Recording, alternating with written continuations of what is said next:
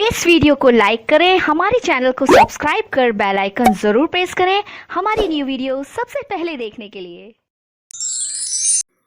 Hello दोस्तों, स्वागत है आपको मेरे इस यूट्यूब चैनल लीगलाइजेशन सर में। फ्रेंड, आज के सेशन में हम बात करने वाले हैं अपने सीबीसी के लेक्चर में सीपीसी के भाग 5 अर्थात जो पार्ट 5 बताया गया है, जिसमें विशेष कार्रवाइयाँ से संबंधित प्रावधान दिए गए हैं। ठीक है ना, जो आपका धारा 89 से लेकर धारा 93 तक अर्थात सेक्शन 89 से लेकर 93 तक में प्रोविजंस दिए गए हैं, जिसको आज के सेशन में हम कवर करने वाले हैं।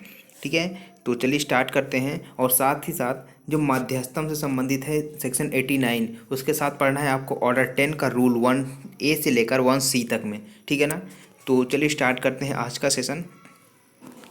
तो सबसे पहले बात करें सेक्शन 89। सेक्शन 89 क्या बात करता है? न्यायालय के बाहर विवादों का निपटारा। यहाँ पर सब सेक्शन 1 क्या कहता है?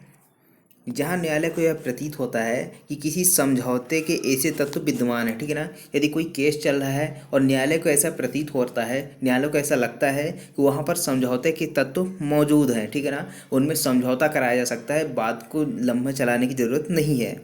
ठीक है ना, जो पक्षकारों द्वारा स्वीकार हो सकते हैं, अर्थात जो समझौते के तत्व हैं वो ऐसे हैं कि वो पक्षकार क्या कर सकते हैं? स्वीकार कर सकते हैं। ठीक है ना, दोनों पक्षकार, वहाँ न्यायालय समझौते का निबंधन बनाएगा। निबंधन बनाएगा अर्थात उसकी एक रिपोर्ट तैयार करेगा। ठीक है ना, यदि न्यायालय को ऐसा लगता है कि उनमें क्या कराया जा सकता है, समझौता कराया जा सकता है, तो वहाँ पर एक रिपोर्ट तैयार करेगा और उन्हें पक्षकारों को उनकी टीका टिप्पणी के लिए देगा। ठीक है ना, और जो जो रिपोर्ट तैयार करेगा समझौते के लिए, तो उसको क्या करेगा? जो पक्षकार हैं उनके समक्ष रखेगा। ठीक है ना, उनकी टीका टिप्पणी अर्थात उनकी क्या राय है, वो समझौता करना चाहते हैं या नहीं, क्या कैसा। ठीक है ना, यदि वह समझौता करना चाहते हैं तो फिर उनके टीका टिप्पणी जो है वो प्राप्त करने के पश्चात न्यायालय क्या करेगा? संभव समझौते के निबंधन पुनः तैयार कर सकता है। ठीक है, और वहाँ पर क्या करेगी? यदि पक्षकार तैयार है समझौते के लिए, तो फिर वहाँ पर न्यायालय फिर से एक निबंधन तैयार करता है और उन्हें क्या करता है? मध्यस्थम, सुलह, न्यायिक समझौते, जिसके लोक अदालत के माध्यम से भी समझौता है। ठीक है ना, बीच बचाव, ये 4 चीज़ें बताई गई हैं। 4 तरीके से क्या करवा सकता है? उनमें समझौता कराया जा सकता है पक्षकारों में। तो ये जो ऑप्शन दिए गए हैं, ये कौन कौन से? मध्यस्थम, सुलह और लोक अदालत और बीच बचाव। ये पक्षकारों पे ऊपर डिपेंड करता है कि पक्षकार कौन सा ऑप्शन चूज करते हैं। तो वहाँ पर इसके लिए क्या करेगा? न्यायालय निर्दिष्ट करता है। तो यहाँ पर मध्यस्थम का मतलब क्या है? मध्यस्थम मतलब कि कोई ऑफिसर अपॉइंट किया जाता है, ठीक है ना, उनके बीच मध्यस्थम कराता है, सुलह करवाता है। ठीक है ना, सुलह का मतलब क्या होता है? सुलह का मतलब होता है न्यायालय आपस में ही क्या करवा देता है? उन दोनों पक्षकारों का समझौता करवा देता है। उसके बाद है थर्ड, लोक अदालत। लोक अदालत, जो वहाँ पर लोक अदालत लगती है, ठीक है ना, किसी भी ऑफिसर को अपॉइंट करके जो मामले को संक्षिप्ततः निपटाया जाता है जहाँ पर। उसके बाद है बीच बचाव। बीच बचाव का क्या होता है कि पक्षकार स्वयं किसी व्यक्ति को नियुक्त करके क्या करवा लेते हैं? सुलह करवा लेते हैं आपस में। तो ये 4 तरीके से क्या किया जा सकता है? उनमें सुलह करवाया जा सकता है, अर्थात समझौता करवाया जा सकता है। तो ये समझौता करवाने का तरीका तो बताया गया यहाँ पर, लेकिन इसकी जो प्रोसेस होगी, यदि मान लीजिए लोक अदालत है तो उसके लिए भी एक डेट निर्धारित की जाएगी। ठीक है ना, तारीख निर्धारित की जाएगी जहाँ पर पक्षकारों को भेजा जाएगा। यदि वहाँ पर भी उनका समझौता नहीं होता तो फिर से वापस यही न्यायालय में आना होगा उनको। ठीक है ना, ये सारी चीज़ें कहाँ पे बताई?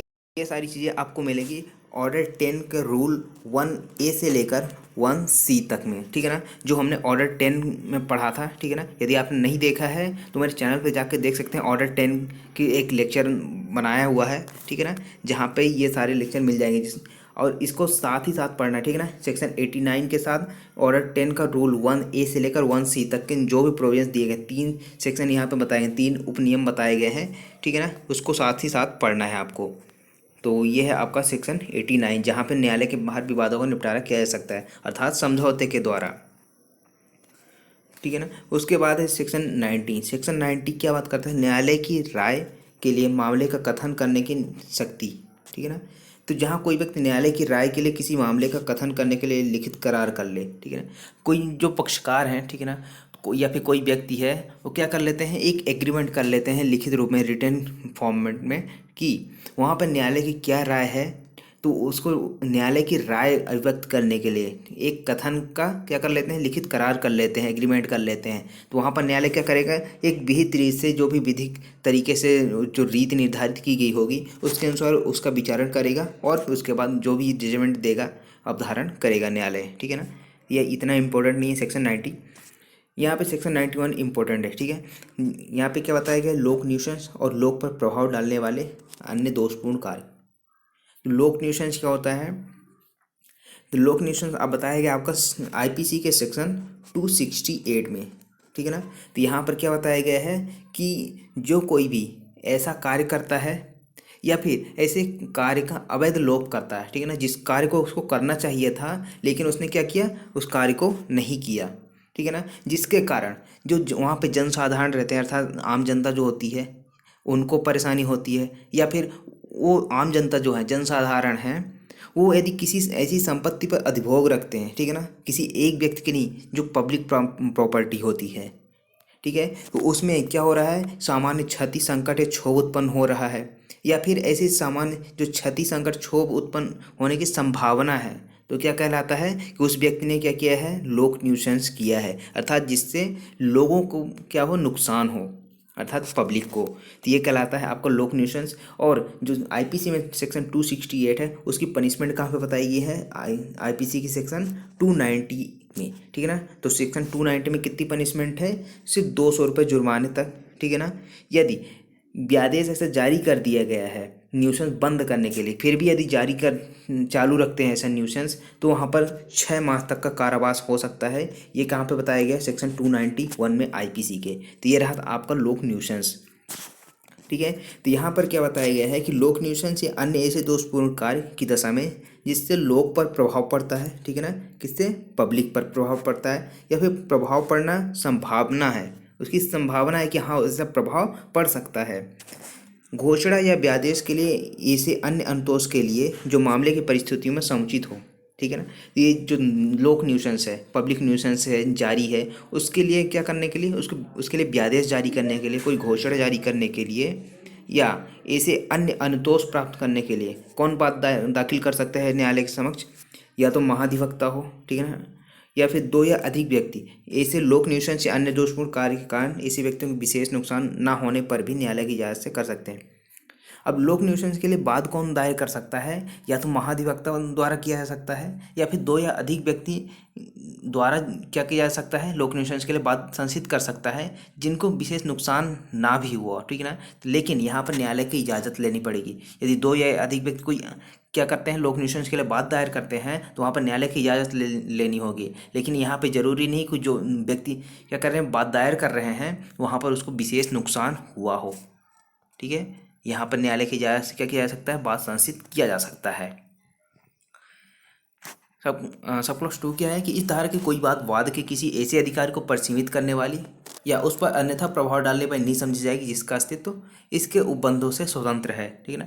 अब यहाँ पर जो इस धारा में कोई बात बताई गई है, ठीक है ना, जितनी भी बातें बताई गई हैं वो किसी ऐसे अधिकार को परिसीमित नहीं करेगी, अर्थात किसी ऐसे राइट्स को लिमिट में नहीं रखेगी, या फिर ऐसे प्रभाव नहीं डालेगी जिसका अस्तित्व क्या है, इसके उपबंधों से क्या स्वतंत्र है, अलग से है इसका उपबंध, तो यहाँ पर ये प्रभाव नहीं डालेगी।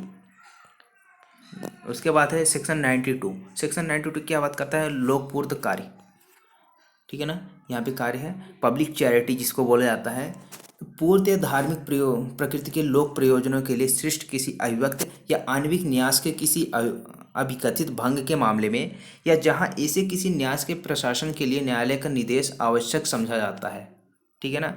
अब मान लीजिए कोई ट्रस्ट ऐसा बनाया गया है जो पब्लिक के लिए है, पब्लिक के हित के लिए बनाया गया था, ठीक है ना, वहाँ के जो भी न्यास बनाई गई उसके प्रशासन के लिए न्यायालय का जो निर्देश होता है, आदेश होता है, वहाँ पर आवश्यक समझा जाता है। तो वहाँ पर जो बात दाखिल किया जाएगा किसके द्वारा दाखिल किया जाएगा, या तो महाधिवक्ता के द्वारा दाखिल किया जाएगा बात, ठीक है, संस्थित किया जाएगा, या फिर जो भी उस ट्रस्ट में हित रखने वाले 2 या अधिक व्यक्तियों द्वारा जिन्होंने न्यायालय की इजाज़त अब प्राप्त कर ली है। अर्थात यदि पब्लिक के लिए कोई ट्रस्ट ऐसा बनाया गया है, ठीक है ना, चाहे धार्मिक प्रयोजन के लिए हो या फिर शिक्षा से संबंधित कोई हो, ठीक है ना, यदि ऐसा ट्रस्ट बनाया गया है तो वहाँ पर महाधिवक्ता द्वारा या फिर उस ट्रस्ट में हित रखने वाले किसी 2 या अधिक व्यक्तियों द्वारा न्यायालय की इजाज़त से क्या किया जा सकता है, बात संस्थित किया जा सकता है। अब यहाँ पे न्यायालय निम्नलिखित डिग्री प्राप्त करने के लिए बात संसित कर सकते हैं, ठीक है ना। अब यहाँ पे जो डिग्री प्राप्त की जाएगी, तो कौन कौन से डिग्री प्राप्त करने के लिए यहाँ पे बात संसित किया जा सकता है। यहाँ पर जो ट्रस्ट क्रिएट किया गया था, ठीक है ना, तो वहाँ पर डिक्री किस चीज़ के लिए चाहिए? या तो किसी न्यासी को अगर हटाना हो तो वहाँ पर उसके लिए भी डिक्री पारित की जा सकती है, ठीक है ना। डिक्री के लिए आवेदन किया जा सकता है। नए न्यासी को नियुक्त करना हो, यदि जो न्यासी हैं, ट्रस्टी हैं, उनके अलावा यदि कोई नए न्यासी ट्रस्टी को नियुक्त करना हो तो उसके लिए भी डिक्री प्राप्त की जा सकती है। न्यासी में किसी संपत्ति के निहित हित के बारे में, अर्थात जो ट्रस्ट में जो संपत्तियां होती है उसमें निहित हित होते हैं, उससे संबंधित डिक्री प्राप्त की जा सकती है। लेखाओं और जांचों को निर्दिष्ट करने की डिक्री, अर्थात वहाँ की जो लेखा है और वहाँ की जांच होती है, अर्थात जो अकाउंटेंट से संबंधित रहते हैं, ठीक है ना, जो भी कागज वगैरह रहते हैं, डॉक्यूमेंट्स रहते हैं, उसकी जांच के लिए क्या किया जा सकता है? डिक्री पारित की जा सकती है, डिक्री प्राप्त की जा सकती है। उसके बाद यह घोषणा करने की डिक्री की न्यास संपत्ति का या उसमें के हित का कौन सा अनुपात न्यास के किसी विशेष उद्देश्य के लिए आवंटित होगा, ठीक है ना। तो यहाँ पर जो उसकी प्रॉपर्टी है उस किस प्रकार से और किस प्रयोजन के लिए लाई जाएगी, ठीक है ना, उस संपत्ति का उपयोग किस तरह किया जाएगा, ठीक है ना, किस चीज़ के लिए आवंटित किया जाएगा, ये सारी चीज़ें क्या की जा सकती है, उसके लिए डिक्री पारित करवाई जा सकती है। संपूर्ण न्यास संपत्ति विनियमन किया जाना, प्राधिकृत की डिक्री, स्कीम स्थिर करने की डिक्री, अर्थात कोई योजना है उससे संबंधित डिक्री प्राप्त की जा सकती है। यह किसके लिए है? कोई धार्मिक प्रयोजन के लिए ट्रस्ट हो गए, जिसका ट्रस्ट जो ट्रस्ट क्रिएट किया गया था उसे संबंधित यहाँ पर प्रावधान किया गया है, ठीक है ना। तो ऐसी चीज़ों में क्या किया जा सकता है? डिक्री प्राप्त की जा सकती है, लेकिन किसके द्वारा? या तो महाधिवक्ता के द्वारा या फिर न्यास में हित रखने वाले दो या अधिक व्यक्ति के द्वारा जिन्होंने न्यायालय की इजाज़त प्राप्त कर ली है। अगर न्यायालय की इजाज़त नहीं है तो फिर यहाँ पर बात संसिद्ध नहीं कर सकते हैं, ठीक है ना। तो यहाँ पर न्यायालय की इजाज़त जरूरी है। उसके बाद है प्रेसिडेंसी नगरों से बाहर महाधिवक्ता की शक्तियों का प्रयोग, अर्थात जो महाधिवक्ता की शक्तियाँ दी गई हैं, बताई गई हैं, तो वहाँ पर यदि धारा 91 और 92 द्वारा प्रदत्त शक्तियों का प्रयोग, जो सेक्शन 91 और सेक्शन 92 में जो महाधिवक्ता को शक्तियाँ प्रदान की गई है, तो उनका उपयोग प्रेसिडेंसी नगरों से बाहर राज्य सरकार की पूर्व मंजूरी से कलेक्टर या ऐसे अधिकारी भी कर सकेगा जिसे राज्य सरकार इस निमित्त नियुक्त करे। तो कौन कौन यूज कर सकते हैं महाधिवक्ता की शक्तियाँ? जो 91 और 92 में बताई गई हैं, किसी कलेक्टर के द्वारा या फिर कोई ऐसा अधिकारी जिसे राज्य सरकार नियुक्त करे, लेकिन कलेक्टर के द्वारा तभी किया जाएगा जब राज्य सरकार क्या करे? पूर्व मंजूरी दे, ठीक है ना। तो ये बताया गया आपको सेक्शन 93 में। तो आई होप आपको ये समझ में आया होगा। तो यदि आपको समझ में आया है तो लाइक करें, शेयर करें, और यदि आप नए हैं तो सब्सक्राइब करके बेल आइकन प्रेस कर लें ताकि आने वाले वीडियोज़ की नोटिफिकेशन आपको मिलती रहे। Thank you so much for watching legalisation sir.